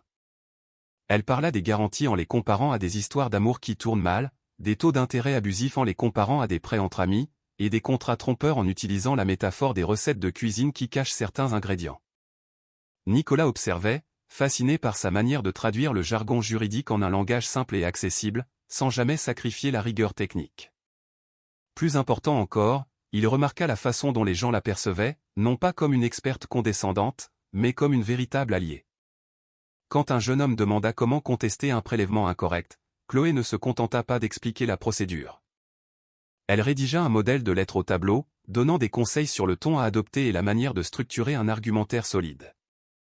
L'éducation, c'est le seul pouvoir que personne ne pourra jamais vous enlever, dit-elle en concluant. Et connaître vos droits, ça fait partie de cette éducation. Ne laissez personne vous dire que c'est trop compliqué pour vous. Si j'ai pu l'apprendre en faisant des ménages et en lisant des livres d'occasion, vous le pouvez aussi.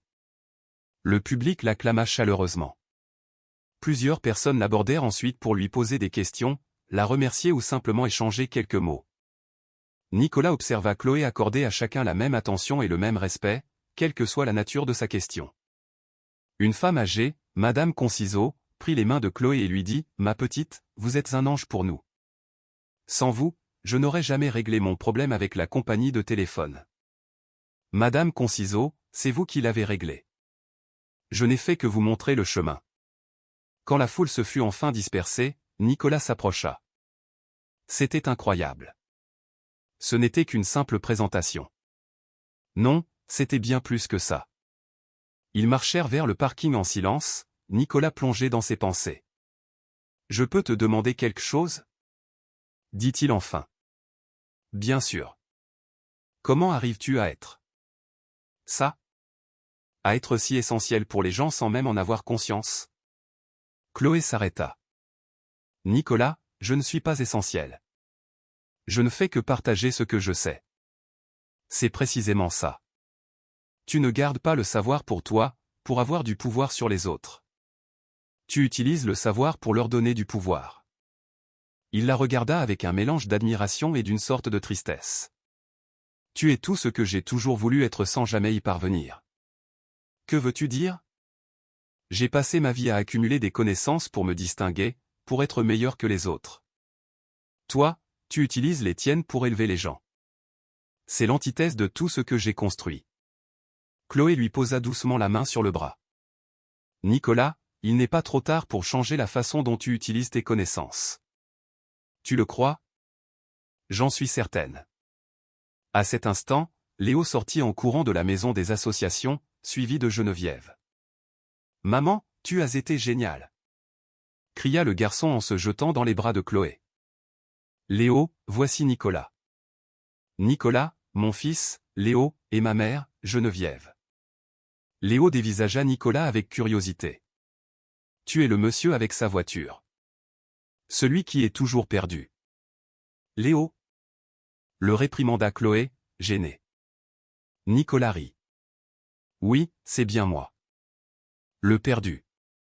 Geneviève lui tendit la main avec un sourire chaleureux. Enchanté, Nicolas. Chloé nous parle souvent de vous. En bien, j'espère. Oui. Elle dit que vous êtes très intelligent, mais qu'il vous reste à apprendre à faire confiance à vos émotions. Chloé rougit. Maman. Quoi? C'est la vérité. Geneviève se tourna vers Nicolas. Je peux vous donner un conseil? Ma fille n'est pas compliquée. Elle n'acceptera simplement pas d'être traitée comme un second choix. Si elle vous plaît, ayez le courage de l'admettre. Sinon, ayez l'honnêteté de la laisser tranquille. Nicolas acquiesça, touché par la franchise bienveillante de Geneviève. Merci du conseil, Madame Geneviève. De rien. Et maintenant, vous dînez tous les deux avec nous. J'ai fait des lasagnes pour un régiment, et je n'accepte aucun refus. Léo attrapa la main de Nicolas. Tu aimes les lasagnes? Mamie fait les meilleures du monde. Nicolas regarda Chloé, qui haussa les épaules avec un petit sourire. On dirait que ta soirée est toute programmée. On dirait bien. Et pour la première fois depuis des années, Nicolas se sentit véritablement chez lui. Le dîner chez Geneviève avait tout changé. Non seulement pour Nicolas et Chloé, mais dans leur manière d'interagir. Les semaines suivantes, ils reprirent leur collaboration avec le même naturel qu'avant. Mais quelque chose s'était transformé. Une nouvelle sincérité s'était installée entre eux. Chaque conversation semblait plus profonde, chaque silence plus chargé de sens. Nicolas commença à faire du bénévolat régulièrement à la maison des associations, non plus en tant qu'observateur, mais comme un membre actif. Il découvrit qu'enseigner les contrats commerciaux à de petits artisans de quartier lui apportait plus de satisfaction que de conclure le plus gros des contrats. Et Chloé observait cette métamorphose avec un mélange de fierté et de ce qu'elle pouvait enfin s'avouer à elle-même, de l'amour. La soirée annuelle de Morel et Associés était prévue pour le vendredi. C'était une tradition du cabinet, un événement élégant où clients, partenaires et employés se retrouvaient pour célébrer les succès de l'année. Nicolas y prononçait toujours le discours principal, un bilan technique des victoires et des jalons du cabinet. Mais cette année, ce serait différent. Ce matin-là, il alla trouver Chloé. « Il faut que tu sois là ce soir. J'aide toujours à l'organisation. » « Bien sûr que j'y serai. »« Non. Il faut que tu sois là en tant que... » « Toi. »« En tant que Chloé. »« Pas en tant qu'employé. » Elle le regarda, intriguée. « Qu'est-ce que tu prépares ? » ?»« Quelque chose que j'aurais dû faire il y a bien longtemps. » Ce soir-là, le hall principal de Morel et Associés était méconnaissable. Lumière dorée, compositions florales élégantes, musique feutrée. Environ 200 personnes déambulaient, un verre à la main. Chloé arriva dans une robe noire simple mais chic, achetée pour l'occasion. Elle tenait une petite pochette et arborait un sourire un peu nerveux. Léo était chez Geneviève, après avoir fait promettre à sa mère de tout lui raconter le lendemain. « Tu es magnifique », lui dit Nicolas en l'apercevant. Et pour la première fois, elle ne perçut pas cela comme un compliment professionnel. « Tu es très élégant, toi aussi. » Il portait un smoking noir impeccable, mais quelque chose dans sa posture avait changé. Il était moins rigide, plus humain. Pendant le cocktail, Chloé conversa avec aisance avec les clients et ses collègues.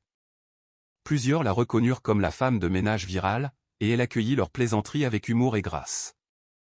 Nicolas l'observait de loin, remarquant sa capacité à rendre chaque échange authentique. Maître Isabelle Petit, la numéro 2 du cabinet, s'approcha de Chloé. « Je peux vous faire une confidence ? Quand j'ai appris que Nicolas vous avait promu, j'étais sceptique. Je croyais que c'était une simple opération de communication après la vidéo. Et maintenant ? Maintenant, je comprends pourquoi il dit que vous êtes la personne la plus intelligente du cabinet.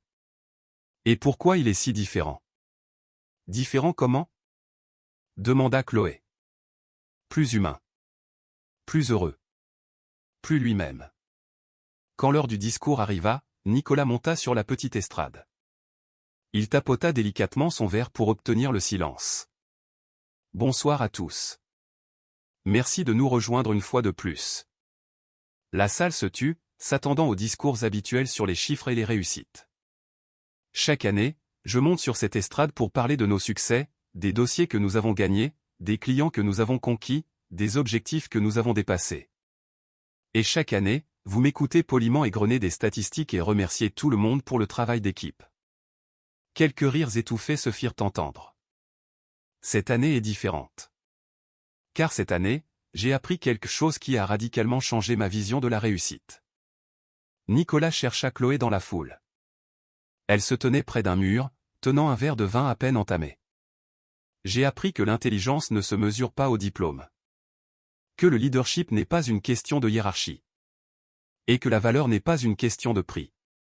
Des murmures curieux parcoururent l'assemblée.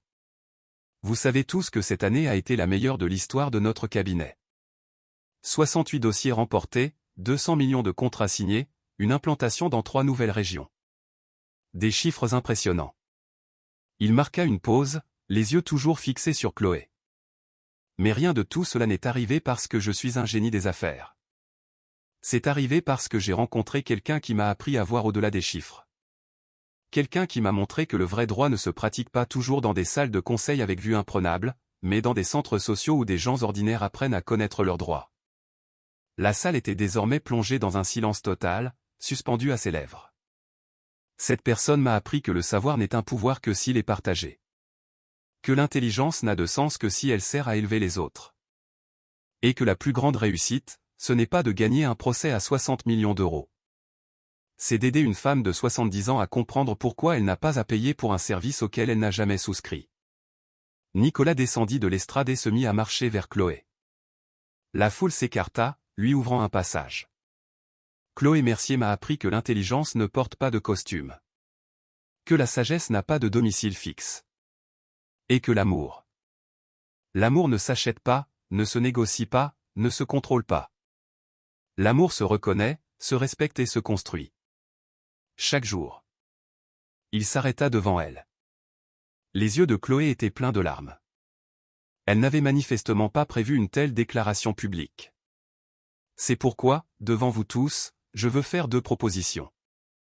Nicolas se tourna légèrement pour s'adresser à l'auditoire, mais son regard resta rivé sur Chloé. Première proposition. Chloé, veux-tu devenir mon associée officielle? Pas seulement une conseillère, mais une associée à part entière de Morel et Associés, avec une participation aux bénéfices, un droit de vote sur les décisions stratégiques et la direction des projets sociaux que nous souhaitons développer. Un silence de mort tomba sur la salle. Chloé hocha la tête, trop émue pour parler. Deuxième proposition, et c'est la plus importante. Veux-tu être ma femme? Cette fois, le silence fut brisé par quelques soupirs émus dans l'assistance. Chloé regarda les visages souriants et pleins d'attente autour d'elle, puis se retourna vers Nicolas. Tu es sûr? Parce qu'il n'y aura pas de retour en arrière. Je suis plus sûr de ça que de n'importe quel contrat que j'ai pu signer. Elle sourit, laissant enfin couler ses larmes. J'accepte les deux propositions. Mais je pose une condition. Laquelle? Pas de fleur hors de prix pour tenter de m'impressionner. Si tu veux m'offrir quelque chose de spécial, je veux une bibliothèque. Une vraie bibliothèque, avec des fauteuils confortables et un espace pour que Léo puisse faire ses devoirs. Nicolas rit en lui prenant les mains. Marché conclu. Une bibliothèque, des fauteuils, et tout ce que tu voudras. Il l'embrassa, et cette fois, il n'y avait rien de déplacé ni de confus dans ce baiser. C'était le bon baiser, au bon moment, devant les bonnes personnes. Le public éclata en applaudissements et en acclamations. Maître Isabelle Petit pleurait.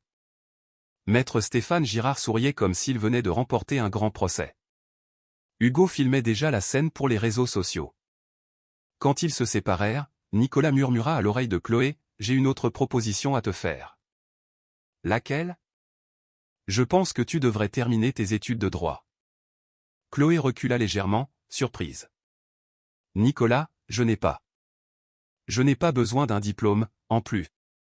Il ne s'agit pas d'en avoir besoin. Il s'agit de mériter une reconnaissance officielle pour ce que tu sais déjà.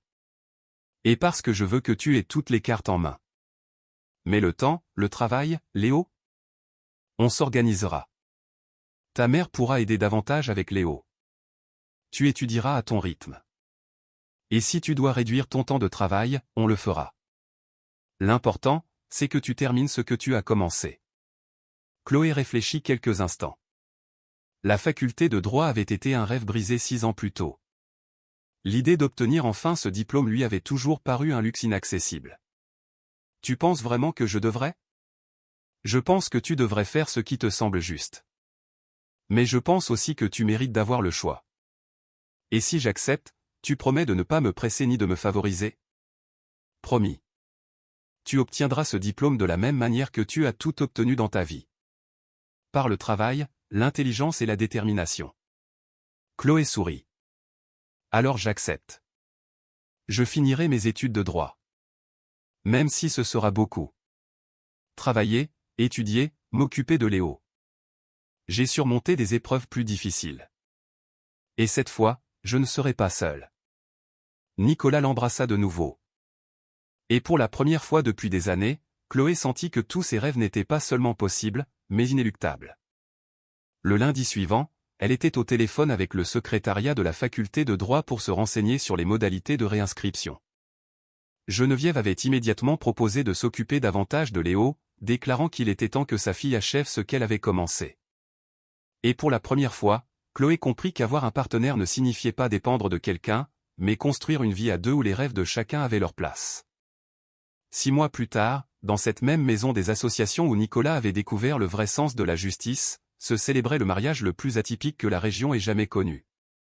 La décoration ne sortait pas d'un magazine de luxe. Elle avait été réalisée par les mains habiles de Geneviève, qui avait mobilisé un groupe de voisins pour métamorphoser la petite salle en un lieu féerique. Des fleurs du jardin de Madame Marie Leclerc, des tissus prêtés par la couturière du quartier, des guirlandes lumineuses installées par les électriciens locaux. Chaque détail était empreint d'histoire et d'affection. Les chaises en plastique étaient décorées de rubans colorés. L'autel était une simple table recouverte d'une nappe brodée à la main par la grand-mère de Léo. Au lieu d'un traiteur hors de prix, une grande tablée communautaire accueillait les plats que chaque famille avait apportés. Nicolas arriva en avance, ajustant le costume simple qu'il avait choisi pour ne pas détonner. il observait les derniers préparatifs avec un sourire que maître Isabelle Petit, son ancien employé devenu son ami, décrirait plus tard comme celui d'un homme qui avait enfin trouvé sa place. Les invités formaient un mélange hétéroclite. Les avocats du cabinet côtoyaient le personnel d'entretien. De riches clients discutaient avec des retraités du quartier. Des étudiants en droit riaient avec les enfants de la communauté. Hugo, bien sûr, immortalisait chaque instant, conscient de filmer ce qui deviendrait sans doute la vidéo de mariage la plus virale de l'histoire juridique française. Quand la musique simple commença à jouer, une playlist que Léo avait aidé à composer, Nicolas prit place devant l'autel de fortune. Pour la première fois depuis des années, ses mains ne tremblaient pas. Il était exactement là où il devait être. La porte s'ouvrit et Chloé apparut, au bras de Léo. Elle portait une simple robe blanche, achetée dans une boutique du quartier et retouchée par la couturière locale. Ses cheveux étaient lâchés, simplement ornés d'un tournesol frais, une idée de Léo qui avait décrété « Ma maman brille comme le soleil ». Léo, dans son petit costume bleu marine, ressemblait à un avocat en miniature. Il portait un coussin avec les alliances, avançant avec un air si sérieux qu'il fit rire toute l'assemblée à travers ses larmes. Nicolas regarda Chloé s'avancer vers lui et comprit enfin le sens du mot « foyer ». Ce n'était pas un lieu. C'était une personne. C'était cette femme qui avait bouleversé sa vie avec sa sagesse, son humour et une générosité qui l'apprenait encore à égaler. Arrivé à l'hôtel, Léo tendit les alliances à l'officiant, le professeur Pierre Duval, celui-là même qui avait prêté à Chloé ses premiers manuels de droit des années auparavant. Avant les vœux traditionnels, Chloé prit la parole, à la surprise générale. « J'aimerais dire quelques mots. » Elle se tourna vers l'assemblée, tenant les mains de Nicolas. « Pendant longtemps, on m'a connue comme la femme de ménage qui s'y connaissait en droit. Et c'est très bien. Je suis doué pour le nettoyage. Mais avec le temps, j'ai compris que je ne nettoyais pas seulement les sols. » Sa voix était posée, chargée d'une émotion contenue. « J'ai nettoyé les préjugés. Mes propres préjugés sur ce que je pouvais ou non accomplir. Les préjugés des autres sur ce que signifie être intelligent, réussir, être digne. » Elle regarda Nicolas. « Et j'ai aidé quelqu'un de très spécial à nettoyer ses préjugés aussi. Sur ce que signifie diriger, aimer et être profondément heureux. » Geneviève pleurait silencieusement au premier rang. Madame Marie Leclerc agitait son mouchoir. Maître Isabelle Petit et maître Stéphane Girard échangeaient des regards émus. Au moment de l'échange des alliances, Léo s'approcha solennellement de Nicolas et lui murmura une phrase que le micro capta, « Maintenant, c'est toi notre assistant. » D'accord ? La foule éclata de rire. Nicolas s'agenouilla pour être à sa hauteur. « J'accepte le poste. Mais on peut négocier le salaire ? Bien sûr. Mais je ne prends pas d'argent. Seulement des glaces et des sorties au parc. » Marché conclu. Ils scellèrent leur accord par une poignée de main si formelle qu'elle fit rire tout le monde à nouveau. Quand ils s'embrassèrent enfin en tant que mari et femme, ce fut sous une pluie de pétales de fleurs lancées par les enfants du quartier. Le baiser fut long, tendre et chargé de promesses qui n'avaient pas besoin de contrat pour être tenues. Alors que la fête battait son plein, rythmée par la musique, la nourriture maison et les histoires partagées de table en table, Chloé et Nicolas s'écartèrent un instant pour contempler la scène. « Des regrets ? » demanda-t-il en plaisantant. « De ne l'avoir jamais fait dans un endroit où tout le monde aura son mot à dire sur notre vie ? Toujours ? Non. Pourquoi ? Parce que maintenant, ils sont notre famille. Et une famille, ça veille les uns sur les autres. » Nicolas l'embrassa de nouveau, sachant qu'il avait trouvé non seulement une épouse, mais une toute nouvelle manière de vivre. Une vie où l'intelligence se mesurait à la profondeur de l'amour, la réussite allait d'apporter aux autres, et le bonheur était aussi simple que de partager une glace avec un petit garçon de 6 ans qui venait de gagner un beau-père prêt à être son assistant. Merci infiniment d'être resté avec nous jusqu'au bout de cette histoire. Si elle vous a ému, si elle vous a rappelé quelqu'un, une épreuve, une vérité que vous portez, n'hésitez pas à partager votre ressenti. Ce sont plus que de simples récits. Ce sont des vies, des cœurs, des combats. Une histoire touchante, une histoire vraie, une histoire porteuse de sens. Où que vous soyez dans le monde, j'aimerais savoir d'où vous nous écoutez. Votre soutien nous permet de continuer à raconter des histoires émouvantes, des histoires de famille et de dépassement de soi comme celle-ci. Si cette histoire a trouvé un écho en vous, pensez à laisser un like, à vous abonner et à nous retrouver pour d'autres récits inspirants. D'ici là, restez bienveillants, restez curieux. À la prochaine histoire. Rejoignez-nous pour partager des récits porteurs de sens en cliquant sur les boutons like et s'abonner. N'oubliez pas d'activer la cloche de notification pour commencer votre journée avec des leçons profondes et une sincère empathie.